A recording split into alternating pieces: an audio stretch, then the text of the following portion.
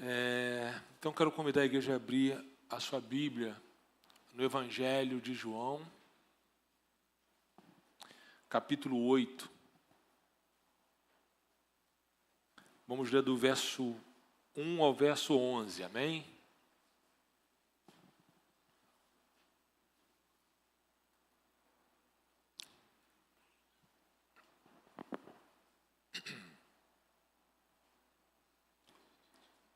Amém, amados? Amém. Todo mundo achou, né? Se não achar João, também vai ficar ruim, né? A partir do verso 1, então, diz assim a palavra: Jesus, entretanto, foi para o Monte das Oliveiras. De madrugada voltou novamente para o templo e todo o povo ia ter com ele. Assentado os ensinava. Os escribas e fariseus trouxeram à sua presença uma mulher surpreendida em adultério e, fazendo-a ficar de pé no meio de todos, disseram a Jesus: Mestre, esta mulher foi apanhada em flagrante adultério. E na lei nos mandou Moisés que tais mulheres sejam apedrejadas. Tu, pois, o que dizes? Isto diziam eles, tentando para terem de que o acusar. Mas Jesus, inclinando-se, escrevia na terra com o dedo.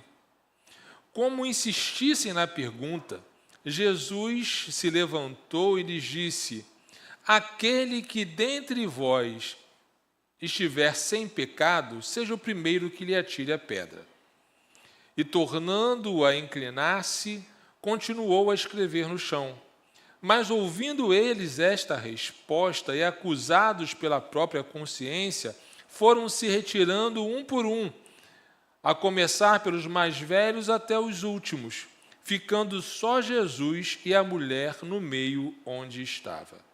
Erguendo-se Jesus e não vendo a ninguém mais além da mulher, perguntou-lhe: Mulher, onde estão aqueles teus acusadores? Ninguém te condenou? Respondeu ela: Ninguém, Senhor. Então lhe disse Jesus: Nem tampouco eu te condeno. Vai e não peques mais. Amém? Pai bendito, mais uma vez clamamos que o Senhor venha mover o nosso coração, desagrava os nossos ouvidos, nos traz a tua paz e a tua compreensão. Em nome de Jesus. Amém. Amém. Amados, o Evangelho de João, ele traz 7 grandes milagres. É um evangelho bem diferente dos sinóticos. E esse texto ele está inserido nesse evangelho e parece muito engraçado quando nós lemos assim o Evangelho de João todo e vemos esse texto particular do capítulo 8, esse que nós lemos agora. Não parece que esse texto faz parte do Evangelho de João. Parece que ele foi retirado do livro de Lucas, do Evangelho de Lucas, e jogado aqui dentro do Evangelho de João, porque parece não compor, preste atenção, parece não compor o Evangelho de João como um todo. Mas nós entendemos, como toda a Bíblia nos ensina, né, que toda palavra inspirada, e nada está aqui por acaso. Esse texto, essa passagem não está aqui por acaso. Tem um motivo de João escrevê-la, mesmo que não tenha a ver com os 7 grandes milagres relatados no Evangelho. Amém? Glória a Deus. Então, antes de nós entrarmos no texto propriamente dito, né, eu preciso passar para os irmãos algumas informações. Nesse texto, nós vemos 5 personagens, certo? Quem está presente no texto? Jesus, a multidão, os escribas, os fariseus, uma mulher que foi pega pecando. Ok? Então, vamos falar dos fariseus, para que a gente possa entrar nesse texto aqui, no contexto do texto. Os fariseus, eles apareceram ali naquele período interbíblico, né? Aquele período que está entre Malaquias e Mateus, nos 400 anos ali do encerramento da voz profética ali, a voz profética cessou, e eles vieram logo depois da revolta dos Macabeus. Por quê? Porque havia uma necessidade, eles entenderam que havia uma necessidade de um retorno às Escrituras, né, de um retorno à lei, de uma forma mais dura, de uma forma mais rígida.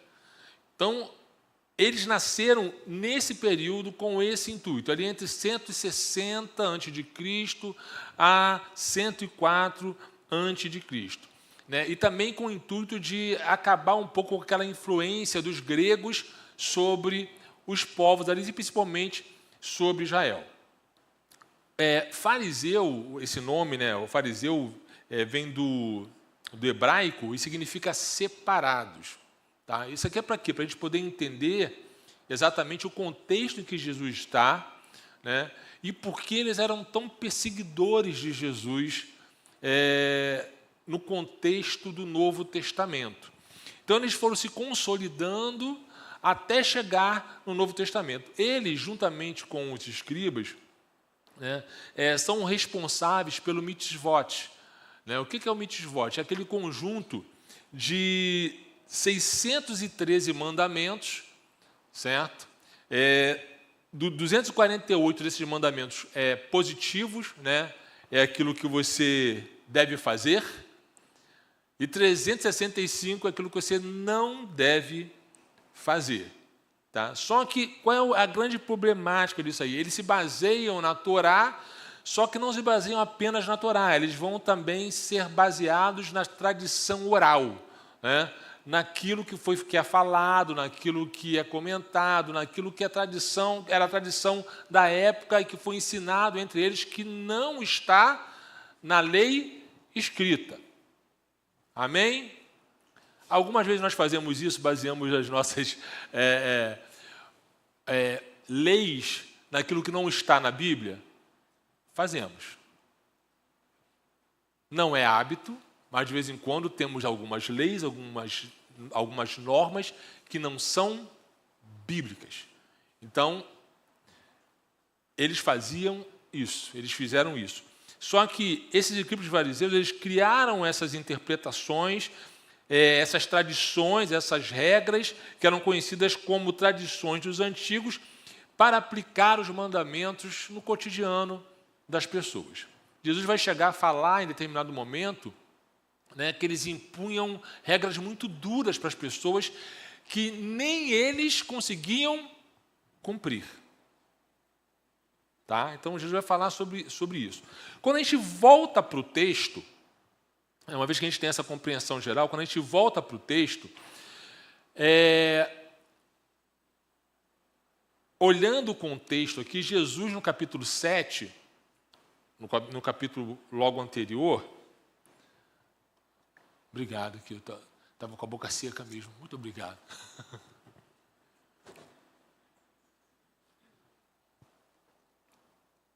No capítulo anterior, ele começa o capítulo falando que Jesus ele não queria voltar para a Judéia, ele estava na Galileia, não queria voltar para a Judéia, porque queriam matá-lo na Judéia. Os judeus queriam matá-lo. Os irmãos de Jesus ficam tentando ele, olha, você tem que ir para lá. Afinal de contas, ninguém faz as coisas que você faz para ficar oculto. Você tem que aparecer. As coisas que você faz, os milagres que você opera, tem que ser visto de todo mundo. Né? E Jesus fala para os irmãos, olha, não é chegada a minha hora. Vocês podem ir para lá, eu vou ficar aqui. E assim aconteceu. Os irmãos foram para a festa, né?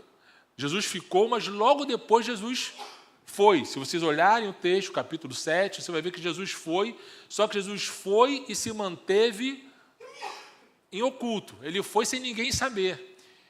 E quando ele chegou, ele foi para o templo e passou a ensinar no templo. No templo, ele ensinando, falando com as multidões ouviam seus ensinamentos, mas ali estavam também os fariseus e os escribas. E, historicamente, se vocês olharem o texto, vocês vão ver os grandes conflitos e os grandes debates entre Jesus e os fariseus. Desde esse momento, né, Entra debate, sai debate, entra debate, sai debate, falam que Jesus está com demônio. Então, é algo que acontece, e logo depois disso, né, no final do capítulo 7, os fariseus vão chegar a falar para Jesus: olha, és tu da Galileia? Examina e vê se da Galileia, né, surgiu algum profeta. Por quê? Porque as pessoas diziam que Jesus era um profeta.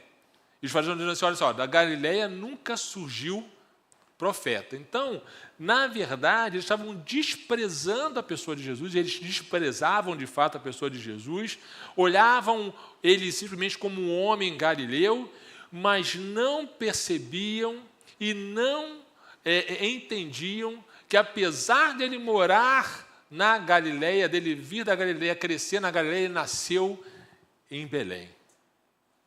Não conseguiam entender que ele era o Messias. Havia uma cegueira naqueles homens, muito grande.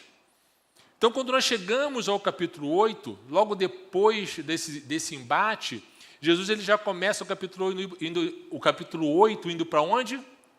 Para o Monte das Oliveiras. O que ele fazia no Monte das Oliveiras, amados? Orava. Ele ia parar para orar. Aí depois que ele ora, ele desce no Monte das Oliveiras e volta para onde? Para o templo. Provavelmente no templo ali, não era no templo dentro do templo, era no pátio, onde as pessoas cercavam ele, e ele ficava ali no meio ensinando. Amém?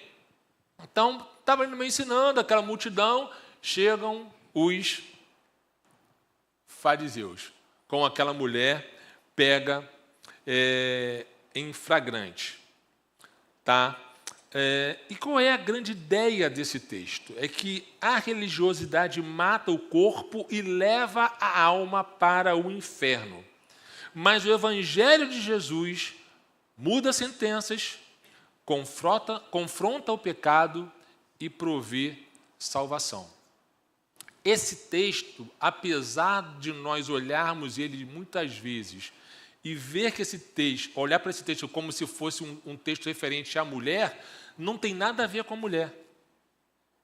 Esse texto aqui tem a ver com o confronto dos fariseus e Jesus. Essa mulher estava envolvida na situação, né? E porque ela estava envolvida na situação, ela foi alcançada pela graça salvadora de Cristo Jesus.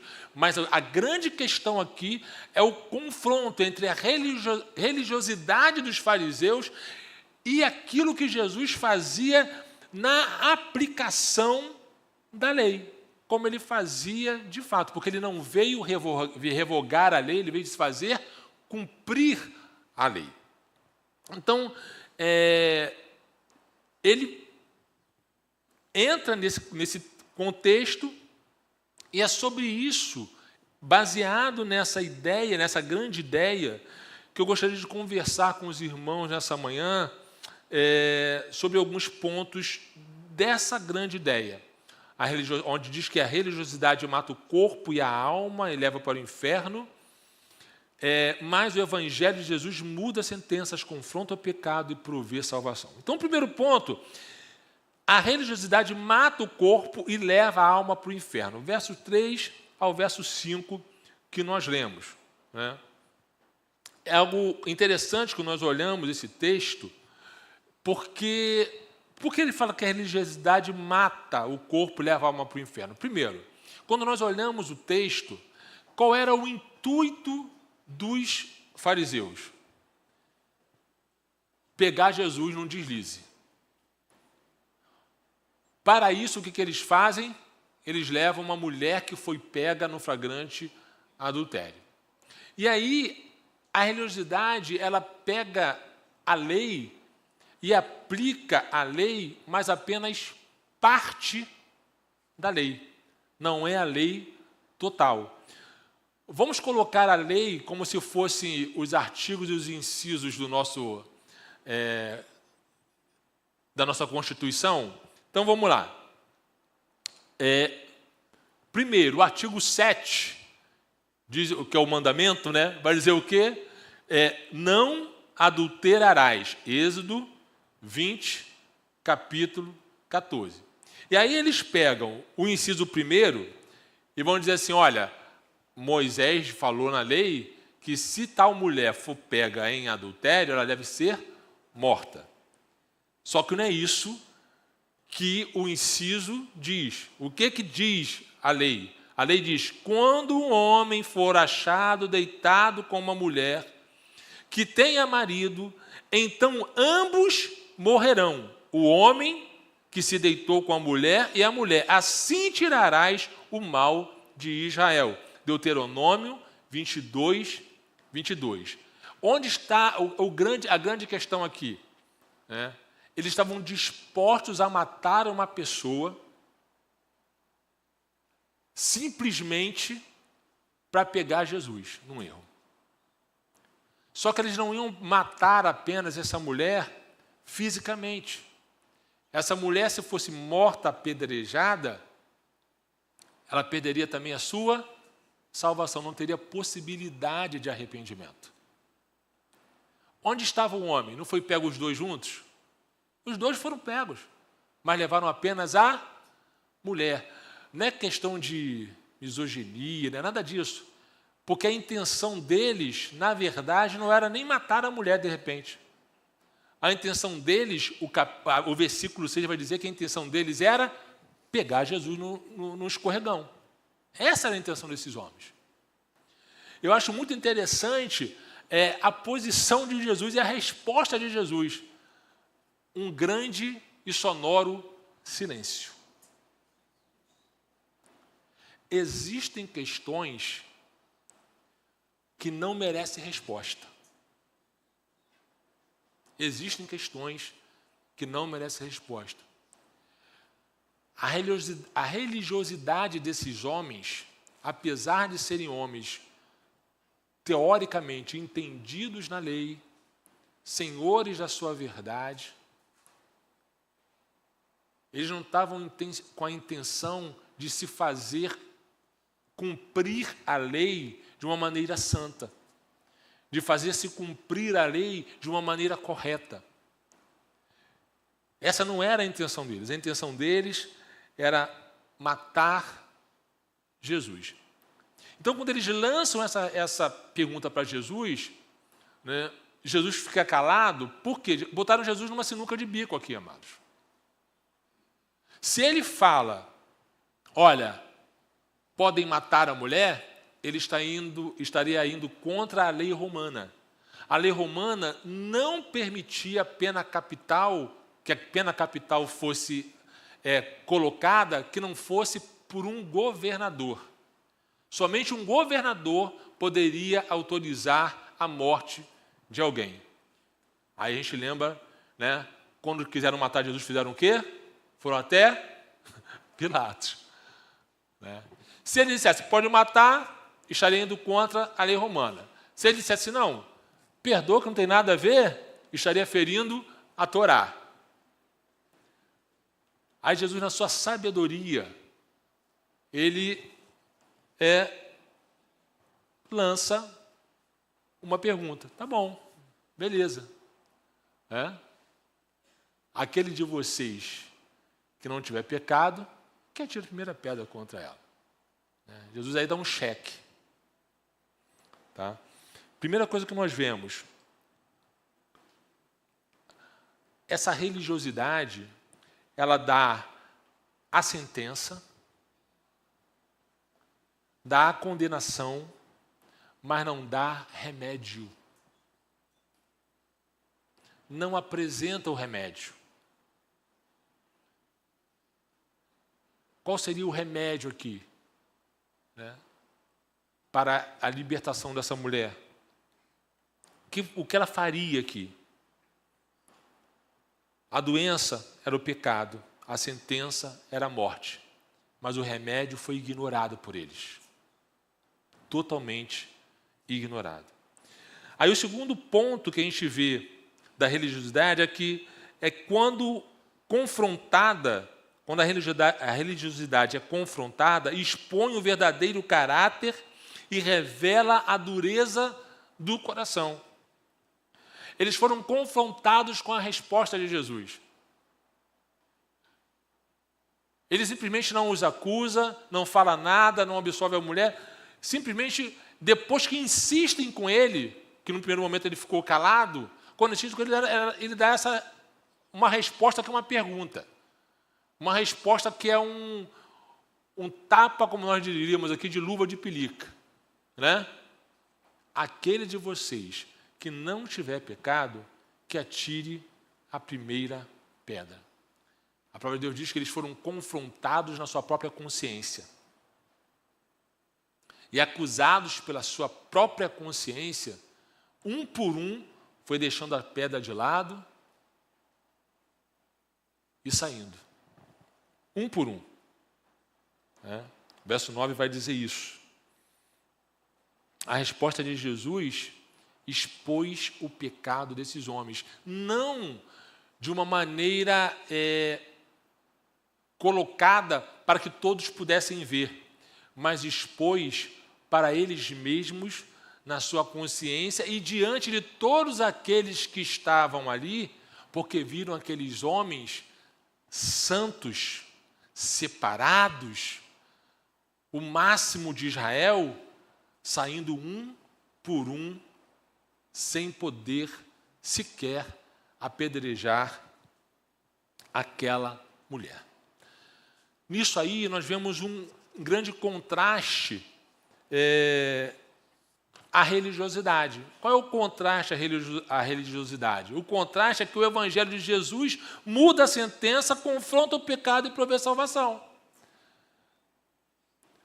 Os religiosos não estão preocupados com santidade, não estão preocupados com o bem-estar, estão preocupados em se manter onde eles estão. Eles tinham inveja de Jesus, ciúme de Jesus. Eles queriam manter o seu status, queriam manter aquilo que eles já possuíam. Eles eram um grupo muito consolidado naquela época. Aí chega um homem da Galileia, filho de um carpinteiro, e começa a arrebatar as multidões com seus ensinamentos. Isso aí, para eles, era uma afronta, era uma ofensa. Vale muito a gente notar a postura de Jesus. Ele era o único que, na verdade, poderia levantar e matar aquela mulher a pedradas. Porque nele não havia pecado. Mas, em vez disso, ele não fez. Ele proveu a vida para aquela mulher. Por que ele não fez? Porque ele não veio para trazer condenação, mas ele veio para trazer libertação. O que a palavra diz? A sentença ali seria o quê? Condenada. Mas a palavra diz que ele veio para libertar o cativo. O Espírito do Senhor está sobre mim, pois que me ungiu para evangelizar os pobres. Enviou-me a curar os contritos de coração, a proclamar liberdade aos cativos, a restauração à vida dos cegos, a pôr em liberdade os oprimidos e a anunciar o ano aceitável do Senhor. Lucas 4, 18 e 19. Ele não veio para condenar.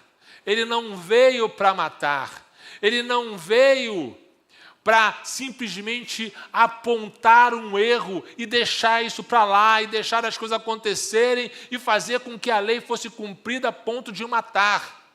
Jesus é maior do que isso, ele veio prover libertação, ele veio prover salvação. A religiosidade mata, mas o Evangelho de Jesus traz vida. Traz vida. O que nós precisamos é vida.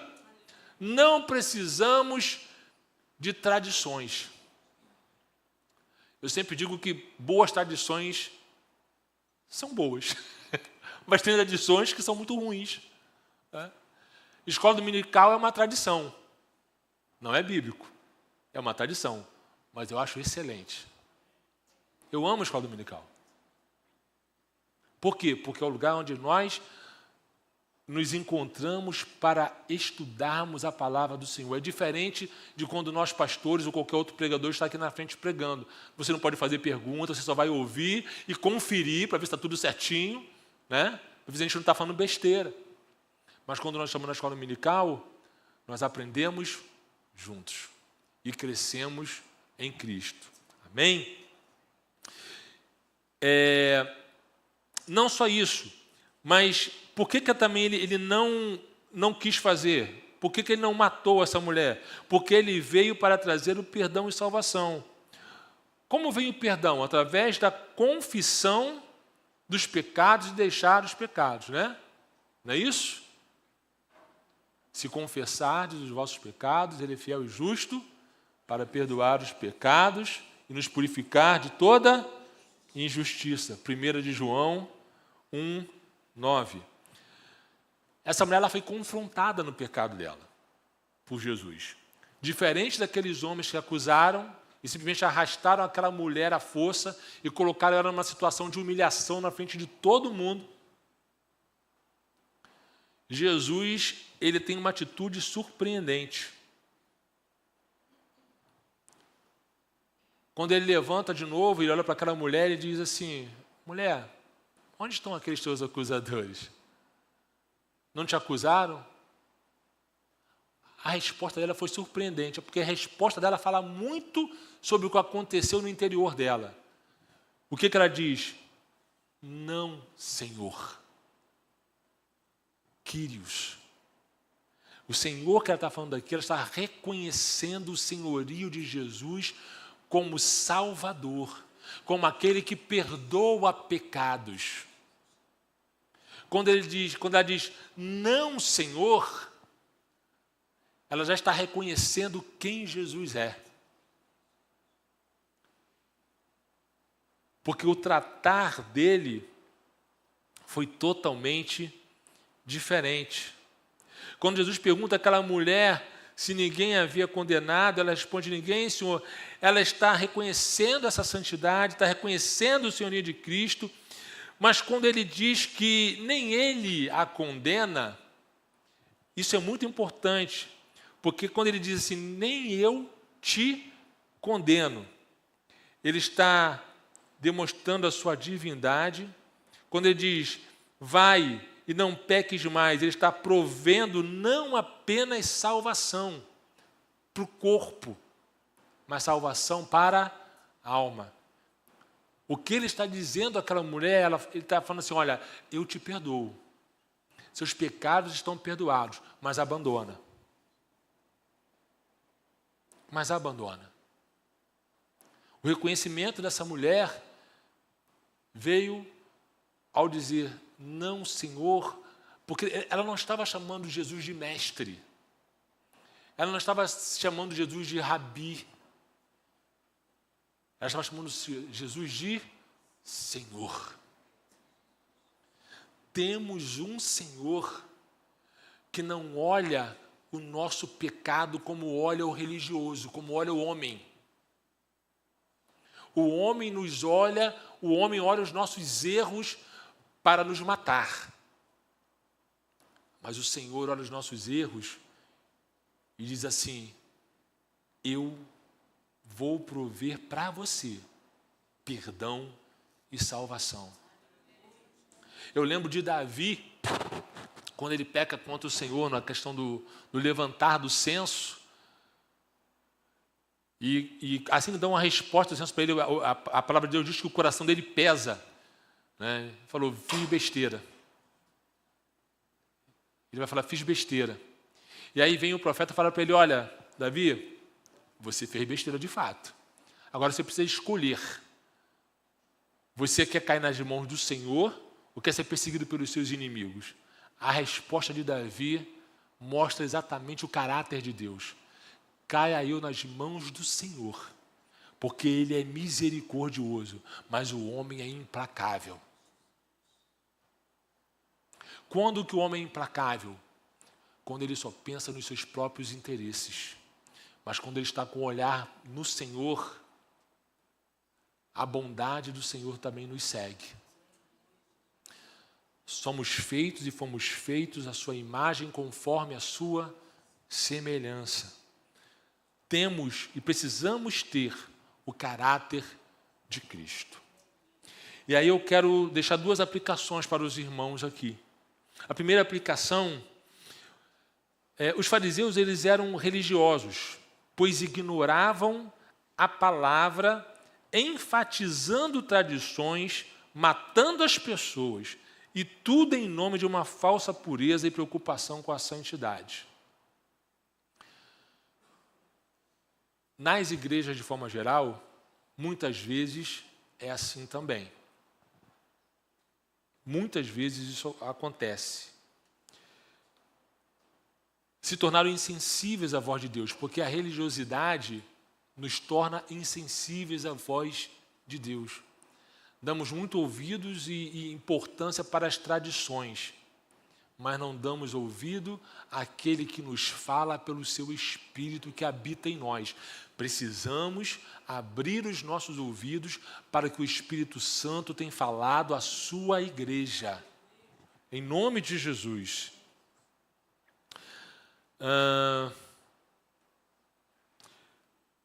Insensíveis à voz de Deus, mesmo que fossem acusados pelas suas falhas em sua própria consciência, pois ficaram cauterizados na mente e coração.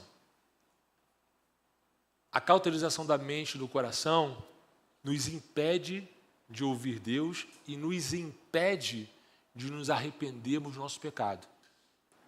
Nós achamos até entendemos que fazemos algumas coisas erradas, mas nos impede de nos dobrarmos, de nos curvarmos diante da grandiosidade do Senhor, nos arrependermos dos nossos erros e sermos perdoados por Ele.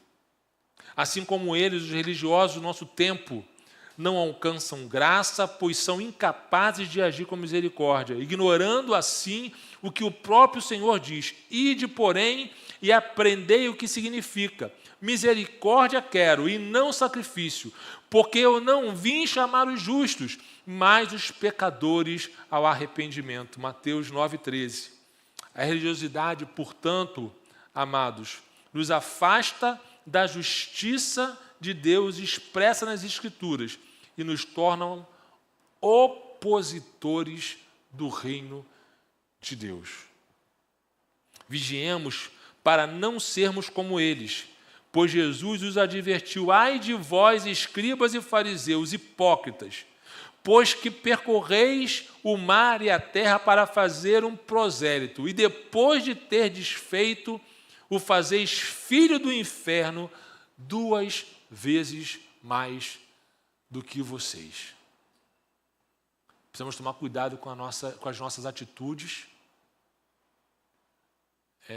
O que Guilherme falou aqui mexeu muito comigo. E com a igreja. Eu vi que mexeu com a igreja. Porque nós não queremos nos tornar religiosos. Amém, amados? Nós temos um Senhor que rege a igreja. Temos um Senhor que rege a igreja. Esse Senhor é Jesus Cristo. Segunda aplicação, Jesus tem nos chamado à semelhança dele, não para acusarmos apontando o dedo e condenar, mas para anunciarmos o evangelho da graça. Esse evangelho que aponta o pecado, sim. Dá a sentença para o mesmo, sim, mas que oferece o remédio. Jesus Cristo justo, aquele que veio perdoar, purificar e salvar. A Ele seja a glória pelos séculos dos séculos. Amém. A igreja do Senhor está aqui porque tem um Senhor. Podem se levantar fariseus, doutores da lei, achando que são melhores, se colocando numa posição de santidade mais do que todos os outros, mas a igreja permanece viva porque tem um Senhor.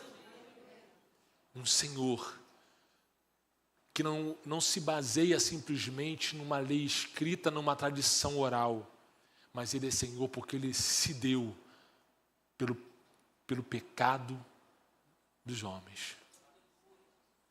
Ele nos resgatou com um grande preço. Eu quero orar juntamente com você, para que o Senhor venha sobre nós com a sua graça, sobre nós com a sua graça, com o seu poder, sobre aquela mulher que foi alcançada por causa de um propósito escuso de homens. Ela recebeu salvação. Aquele que não tinha pecado, aquele que poderia levá-la para a morte, não a levou para a morte, mas deu a sua vida por ela e deu a sua vida por nós. Deus amado, obrigado pela sua palavra. Obrigado por tudo que até agora aconteceu nesse culto. A direção desse culto, muitas vezes podemos pensar que é nossa, mas é o Senhor que conduz, porque é para o Senhor e a glória é do Senhor. Te bendizemos, Deus. Clamamos ao Senhor que o Senhor venha ter misericórdia de nós. Sonda a nossa mente, sonda o nosso coração. Como diz o salmista, vê se há em nós algum caminho mau e guia-nos pelas veredas eternas, por amor do seu nome. Em nome de Jesus. Amém.